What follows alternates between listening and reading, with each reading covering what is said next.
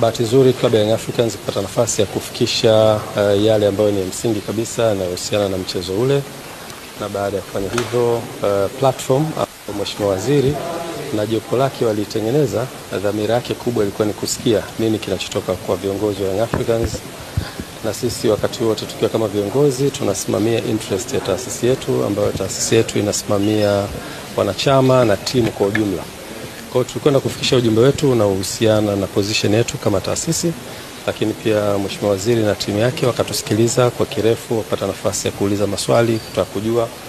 na tuliweza kufikisha ujumbe wetu vizuri. Na Mheshimiwa Waziri alikuwa na mwanzo mzuri kwa kueleza kwamba platform hiyo sio platform inaweza kufanya maamuzi, isipokuwa ni platform ya kutafuta solution ya tatizo ambalo limetokea. Kwa hiyo alikuwa anataka kujifunza kutoka kwa Young Africans nini hasa kinachowasibu na nini position yao.